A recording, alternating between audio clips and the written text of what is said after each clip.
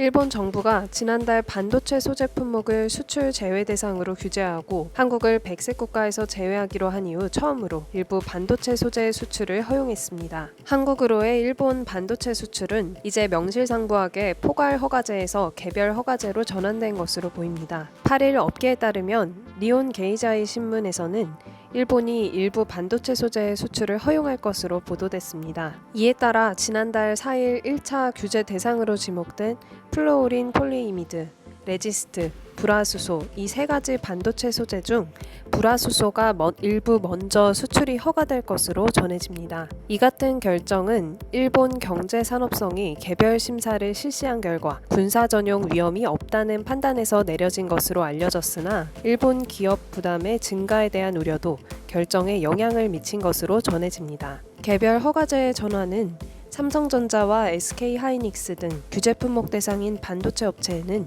이미 피해가 우려되고 있습니다. 포괄 전환제에서 건별 심사인 개별 허가제로 전환됨에 따라 개별 심사에 약 90일 정도가 소요되는 등 소재의 공급에는 차질이 불가피한 것으로 보이기 때문입니다. 박주선 NH투자연구원에 따르면 지난 7일 일본 경제산업성은 한국을 백색 국가에서 제외하는 수출무역관리령 개정안을 공포하며 세부 시행규칙인 포괄허가 취급요령을 발표했습니다. 포괄허가 취급요령에는 1100여 개의 전략물자 품목을 한국에 수출할 때 적용하던 일반 포괄허가를 불허하고 특별 일반 포괄허가를 허용해 수출할 수 있도록 하는 내용이 담긴 것으로 전해집니다. 3년에 다시 허가를 받지 않고 전략물자를 한국에 수출할 수 있는 제도인 일반 포괄허가와 달리 특별 일반 포괄허가는 일본 정부의 자율준수 규정을 인증받은 기업이 수출하는 경우 3년에 한해 포괄 허가를 내주는 규정으로 알려져 있습니다. 자율준수 기업은 백색 국가에서 제외돼도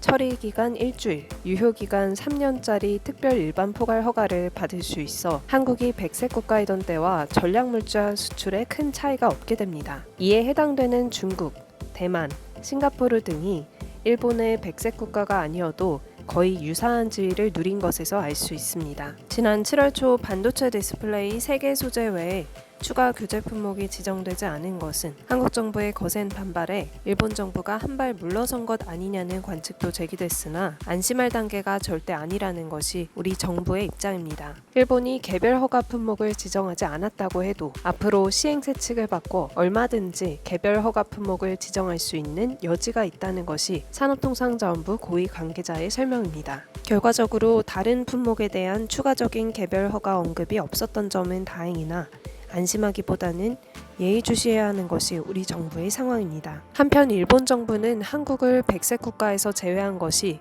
경제 보복 조치가 아니라는 입장을 반복하고 있는 가운데 우리 정부는 오전 일본 수출 규제 대응 관계장관 회의에서 일본은 한국의 백색 국가 리스트에서 제외하는 전략물자 수출입 고시 개정안을 논의 중입니다.